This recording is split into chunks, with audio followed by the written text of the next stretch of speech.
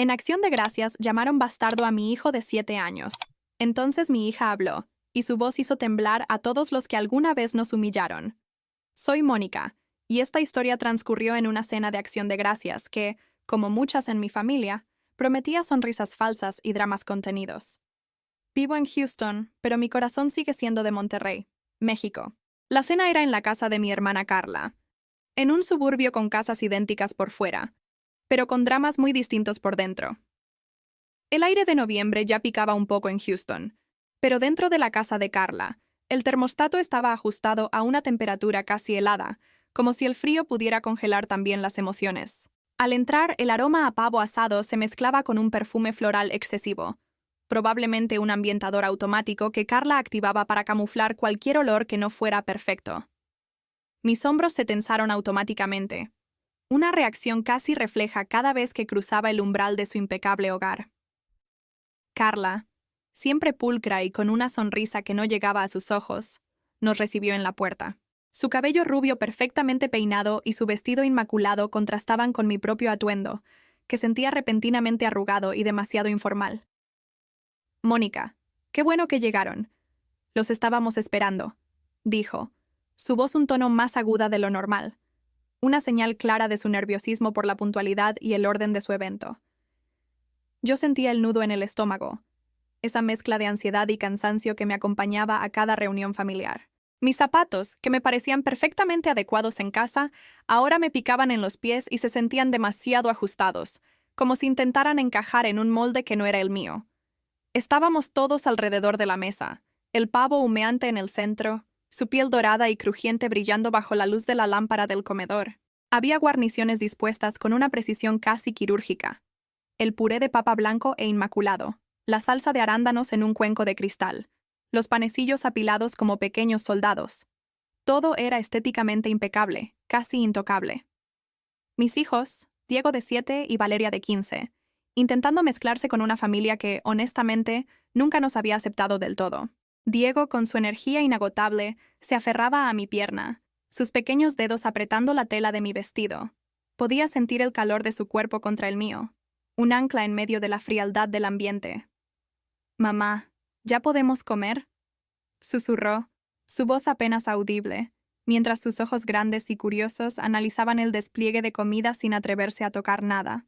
Valeria, en el otro extremo de la mesa, tecleaba disimuladamente en su teléfono, con la mirada clavada en la pantalla, una barrera digital entre ella y los adultos. Entendía su estrategia. A su edad, yo también buscaba escapes de la incomodidad palpable. Podía sentir el peso de las miradas de mis tíos y primos, no siempre directas, pero siempre presentes, escudriñando cada detalle, cada acento en nuestras palabras, cada gesto que nos delatara como los de Monterrey. «¿Cómo va todo por Houston, Mónica? ¿Y los niños, ya se acostumbraron bien a la escuela por allá?», preguntó mi tía Elena. Su tono de voz llevaba una capa de cordialidad que no ocultaba del todo la curiosidad, casi un examen, siempre buscando la confirmación de que nuestra elección de vida era, de alguna manera, equivocada. Siempre era lo mismo, como si nuestra vida en Houston fuera una anomalía que debían analizar y juzgar. Yo solo quería que mis hijos tuvieran un día normal, pero con mi familia eso siempre ha sido una fantasía. Un día sin preguntas inquisitivas, sin comparaciones sutiles entre nuestra forma de hacer las cosas y la suya, sin la sensación de que éramos extranjeros en nuestra propia sangre. Quería una tarde donde la risa fuera genuina y no forzada, donde el calor del hogar no viniera solo del horno, sino de la conexión entre las personas. El roce de la tela de la servilleta contra mi regazo se sentía áspero, una pequeña molestia física que se sumaba a la irritación mental que crecía con cada minuto.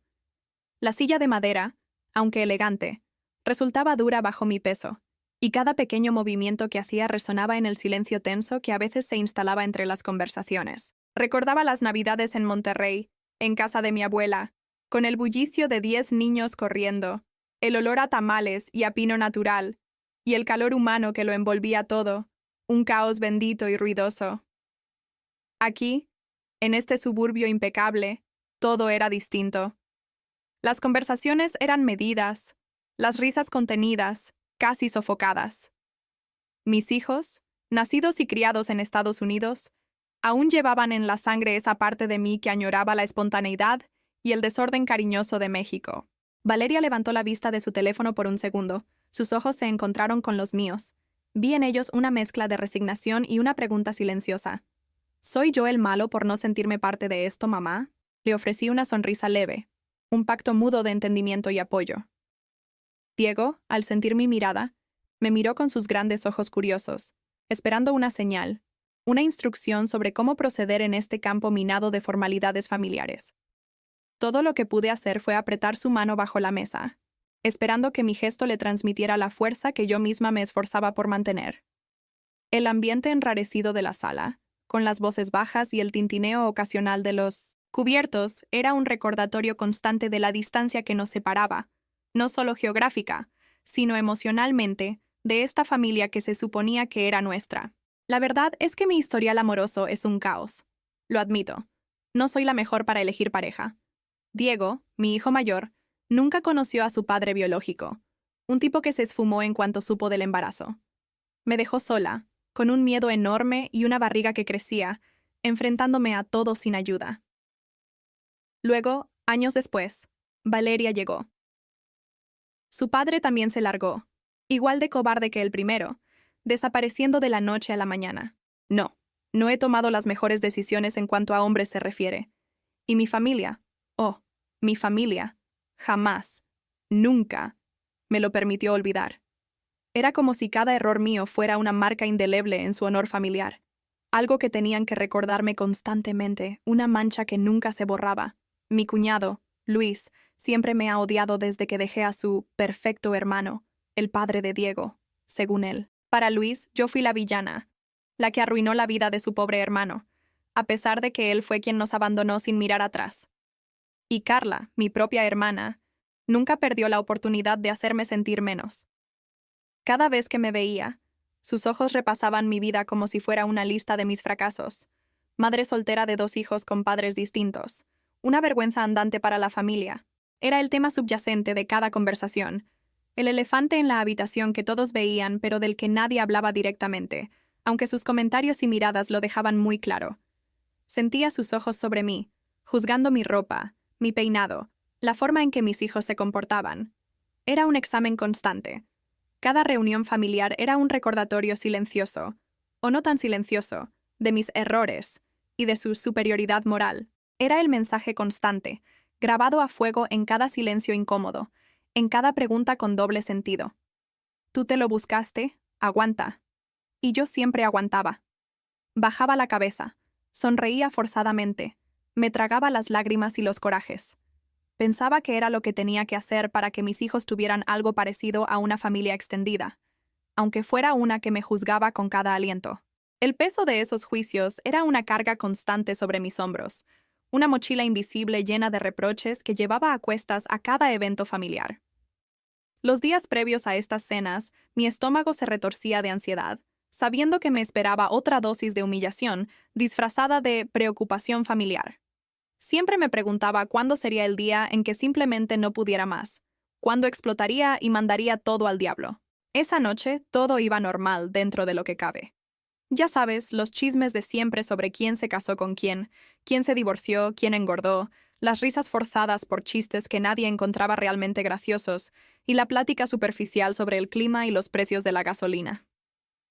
Yo solo intentaba mantener la calma, respondiendo con monosílabos y observando a mis hijos, esperando que pasara el tiempo rápido. Diego estaba a mi lado intentando alcanzar unas papas con el tenedor, con esa curiosidad infantil que lo hace meterse en todo. Valeria, por su parte, seguía en su modo invisible con el móvil, haciendo como que no escuchaba nada. Estaba absorta en sus pensamientos, o al menos eso parecía. Hasta que de pronto, Diego, mi pequeño de 7 años, en su intento por agarrar algo, movió demasiado el vaso de jugo de uva que tenía al lado. Y claro, el vaso se volcó. No fue un gran desastre, solo un pequeño charco morado que se expandió lentamente en el mantel blanco inmaculado de Carla. Se veía muy obvio. Diego se quedó paralizado, con los ojos bien abiertos, mirándome con una mezcla de miedo y arrepentimiento, como si hubiera cometido el peor crimen del mundo. Yo ya me estaba preparando para el regaño de Carla, que es súper obsesiva con la limpieza y el orden. Pero antes de que yo pudiera abrir la boca para decir que no pasaba nada, o que lo limpiaría. Luis, mi cuñado, que ya estaba medio borracho y con la lengua floja, buscando una excusa para soltar alguna de sus venenosas perlas, vio la oportunidad perfecta. Hizo una pausa dramática, dejó su tenedor en el plato con un tintineo que pareció retumbar en el silencio que se hizo, y miró a Diego. Su mirada era fría, llena de una malicia que me hizo hervir la sangre al instante. Luego, con una sonrisa torcida y un tono de voz que era puro desprecio, soltó la frase que lo cambió todo. ¿Qué esperaban? Al final, un bastardo siempre será bastardo. Un silencio helado cubrió la mesa. Era el tipo de silencio que grita más que cualquier estruendo. Se sentía pesado, opresivo. Hubo una risita nerviosa por aquí, un carraspeo por allá, como si la gente intentara disimular o romper la tensión sin atreverse a decir nada. Nadie dijo nada para defender a mí, ni mi madre, que siempre ha sido la pacifista de la familia, ni mi padre, que solo miraba su plato como si fuera lo más interesante del mundo. Ni siquiera Carla, mi propia hermana, que se limitó a mirar su plato con una expresión indescifrable, como si la frase de su esposo no le hubiera afectado en lo más mínimo. Era como si todos hubieran aceptado esas palabras como una verdad ineludible, una confirmación de lo que siempre pensaron de nosotros. Sentí que las orejas me ardían con una furia que nunca antes había experimentado. Quería levantarme de golpe, saltar sobre Luis, gritarle hasta que se le reventaran los tímpanos, volcarle el pavo encima por atreverse a hablarle así a mi hijo, a mi pequeño Diego, que no tiene la culpa de nada. Sentía un calor intenso en el pecho, como si mi corazón quisiera salir disparado. Pero entonces, mi mirada se encontró con la de Diego. Su carita estaba confundida, sus grandes ojos mirándome para ver cómo reaccionaba yo, buscando una señal, una explicación. Vi el miedo y la tristeza en ellos, y eso me detuvo en seco. Me tragué las ganas de llorar, de gritar, de desquitarme. Rápidamente, con la mano temblorosa, limpié el jugo de su mano y le dije que fue un accidente.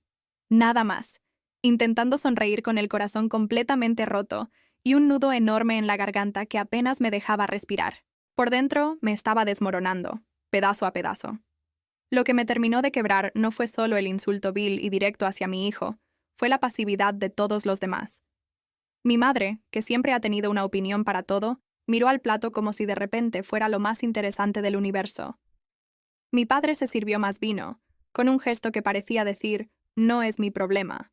Y Carla, mi propia hermana, que debería haberme apoyado, simplemente cambió de tema con un comentario sobre el postre, como si la frase de Luis no hubiera pasado, como si el alma de mi hijo no acabara de ser pisoteada. Era el mensaje de siempre, claro como el agua, grabado en sus silencios y en sus miradas esquivas. Tú te lo buscaste, aguanta. Y otra vez, yo estaba aguantando, sintiendo que me asfixiaba bajo el peso de su juicio y mi propia impotencia. Fue ahí, en ese instante de dolor y rabia contenida, antes de que yo pudiera decir o hacer algo, antes de que pudiera encontrar mi voz para defendernos, que escuché la silla de al lado arrastrarse con un ruido seco contra el piso de madera. Era Valeria. Valeria se levantó. Su cuerpo temblaba de la rabia, pero su mirada era firme, con un brillo gélido que rara vez le había visto. Agarró el móvil de la mesa con tal fuerza que sus nudillos se pusieron blancos, y se plantó en medio de la sala, justo en el centro del corro de sofás que, hasta hacía un minuto, albergaba a la complaciente audiencia de las humillaciones. La atmósfera en el salón, que hasta ese momento había estado cargada de comentarios despectivos apenas disimulados y miradas de soslayo hacia Diego, se volvió espesa, casi irrespirable. Pude sentir el latido acelerado de mi propio corazón resonando en mis oídos, un tamborileo sordo que amenazaba con estallar en mi pecho, y el sudor frío empezaba a perlar mi frente. Un escalofrío me recorrió la espalda. En ese momento, supe que si abría la boca, si pronunciaba siquiera una sílaba, iba a decir cosas que quizá ya no tendrían marcha atrás. Dudé un segundo, un instante que se sintió eterno, entre frenarla, tomarla del brazo y susurrarle que se contuviera, que no valía la pena, o dejarla hablar y desatar el torbellino que ya se estaba formando en sus ojos. El miedo me recorrió con una intensidad helada. Miedo a que después le cargaran a ella la culpa, a que la llamaran malcriada, dramática, la histérica que arma un escándalo por nada. Yo sabía cómo reaccionaba esa familia cuando alguien rompía el guión, cuando osaba desafiar su orden tácito de apariencias, hipocresía y silencio. El juicio de sus miradas, el murmullo de sus críticas, la exclusión silenciosa. Pero también sabía, con una certeza que me quemaba por dentro, que si no cortábamos ahí, si no se ponía un límite definitivo a esa toxicidad, Diego iba a seguir creciendo creyendo que algo estaba mal con él, por cómo nació, que era menos, que era un error, que era, como Luis acababa de insinuar con su desprecio, un bastardo. Y entonces Valeria habló. Con el móvil en la mano, lo elevó ligeramente, como un arma, y su voz, aunque contenida al principio, vibraba con una determinación de acero. «Si vuelves a llamar bastardo a mi hermano», dijo, con cada palabra cargada de veneno, «pongo en altavoz lo que dice tu esposa de ti cuando no estás, y enseño los mensajes donde admites que declaras menos impuestos en la empresa de tu papá». Silencio absoluto. Un silencio tan denso que casi se podía masticar. Era el tipo de silencio que solo ocurre cuando una bomba acaba de explotar y el eco aún no ha llegado a los oídos. Luis, que hasta hacía un momento reía con sorna, se puso rojo como un tomate, tan intenso que juraría que echaba vapor por las orejas. Sus ojos se abrieron desmesuradamente y su mandíbula se desencajó. La tía Carmen, que estaba a su lado, ahogó un grito. Los demás presentes, tíos y primos, se quedaron petrificados, sus expresiones oscilando entre el shock puro y la curiosidad morbosa. Nadie sabía, excepto Valeria y yo, que ella tenía guardadas varias conversaciones donde Carla, la esposa de Luis, hablaba pestes de él, llamándolo parásito mantenido, que no aportaba nada a la casa, padre ausente, que prefería la pelota al tiempo con sus hijos, y hasta describía sus hábitos más íntimos con un desprecio lacerante. ¿Y lo de los impuestos? Eso era un golpe bajo que nadie esperaba. Un par de cosas legales no muy limpias que él había hecho para beneficiarse de la empresa familiar, creyendo que nadie se enteraría. Valeria lo sabía porque una vez vio a su tía llorar desconsoladamente en la cocina y, a diferencia de todos los demás que la ignoraron, Valeria fue la única que la escuchó de verdad, que se sentó con ella y le ofreció un hombro, sin juzgar, sin interrumpir, solo escuchando cómo Carla desahogaba años de frustración y resentimiento. Valeria siguió, su voz cada vez más fuerte, el temblor de su cuerpo ya no de rabia contenida, sino de pura indignación liberada. Sus ojos fijos en Luis no daban tregua. «Y ya que estamos», continuó, barriendo con la mirada a todos los presentes, «dejen de tratar a mi mamá como si fuera menos. Ella es la única que está todos los días, la que nos cuida, la que se parte el lomo para que no nos falte nada, no ustedes. Ella es la que no abandona. Mi hermano no es bastardo, él es parte de esta familia, les guste o no. Bastardos son los que dejan a sus hijos tirados, los que se olvidan de sus responsabilidades, los que se esconden detrás de su apellido para no dar la cara». Nadie respiraba. Mi madre, hasta ese momento con la cabeza agachada y el rostro pálido, intentó callarla, extendiendo una mano temblorosa hacia ella, susurrando un «Valeria, por favor». Pero Valeria la remató, su voz resonando con una autoridad que nos dejó a todos helados. «Si quieren seguir viendo a Diego y a mí, si esperan que sigamos viniendo a estas reuniones y soportando sus comentarios venenosos, aprenden a respetar. Aprenden a tratar a mi mamá con la dignidad que se merece y a mi hermano como lo que es, un niño inocente. Si no, es simple, no volvemos, ni hoy ni nunca». El eco de sus últimas palabras flotó en el aire, pesado y definitivo. Luis intentó balbucear algo, una excusa patética, pero las palabras se le atoraron en la garganta. Su rostro, aún encendido, reflejaba una mezcla de ira, vergüenza y un miedo palpable. Nadie se atrevió a mover un músculo. La victoria de Valeria, aunque dolorosa y seguramente costosa, era innegable. El guión había sido destrozado, y el silencio que siguió ya no era de shock, sino de una derrota aplastante para todos ellos. El aire seguía cargado, pero ahora, por primera vez en mucho tiempo, sentí que era un aire que podíamos respirar. El impacto fue devastador. Luis, con la cara todavía roja de ira y humillación, se levantó de la mesa dando un portazo que hizo vibrar toda la casa, haciendo que los cuadros de las paredes se tambalearan. El silencio que dejó a su paso fue aún más fuerte que el estruendo. Carla, mi hermana, se quedó helada, sus ojos fijos en el espacio vacío donde Luis había estado, entre avergonzada y extrañamente, aliviada. Una expresión que no pude descifrar en ese momento, como si un peso invisible se le hubiera caído de encima y otro nuevo se hubiera puesto en su lugar. Mis padres, como era su costumbre, intentaron minimizarlo todo, susurrando algo sobre los niños y sus cosas. Y no hay que hacer un drama de esto, como siempre. Pero algo se había roto de forma irreparable en esa sala. No era solo el mantel manchado o la tensión palpable. Era la fachada de una familia perfecta, que se había desmoronado en 1000 pedazos. La escena se repitió una y otra vez en mi cabeza en los días siguientes, como una película en bucle que no podía apagar. Cada palabra de Valeria, cada expresión en los rostros de mi familia, cada silencio vergonzoso.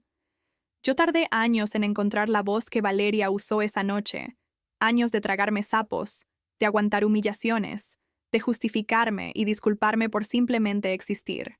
Verla ponerse de pie por su hermano con esa valentía feroz fue una mezcla rara de orgullo y culpa.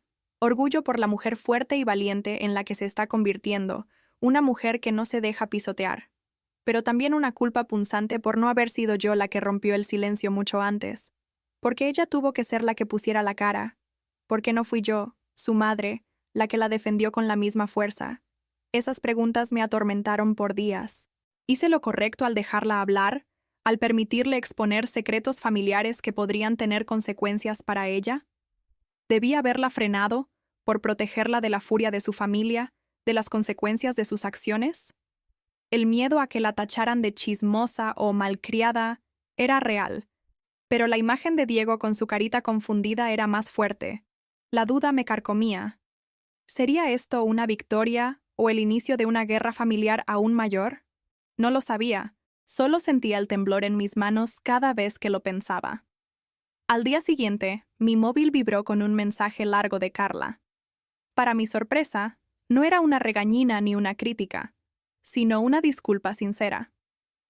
Llevaba tiempo queriendo separarse de Luis, confesó, y las palabras de Valeria no solo la habían avergonzado profundamente, sino que también la habían liberado, dándole el empujón que necesitaba para tomar una decisión. Parece que mi hermana por fin iba a buscar su propia paz. Con el resto de mi familia extendida, las cosas se enfriaron, como era de esperarse. Menos invitaciones a cenas, menos tradiciones forzadas, pero también, y esto es lo más importante, por fin, menos humillaciones.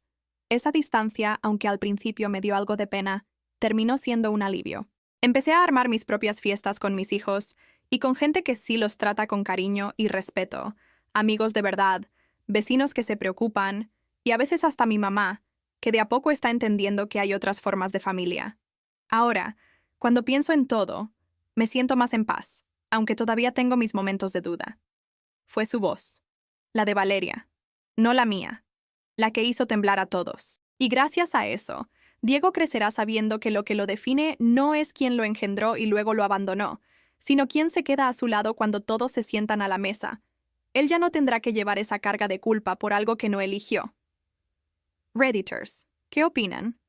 ¿Estuvo bien que dejara a mi hija exponer secretos familiares por nuestra paz?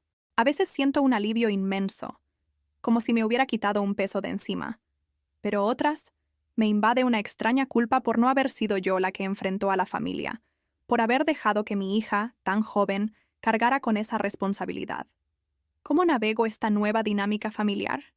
¿Es sano mantener la distancia o debería intentar reconstruir algo con los que se quedaron en silencio? Necesito sus perspectivas.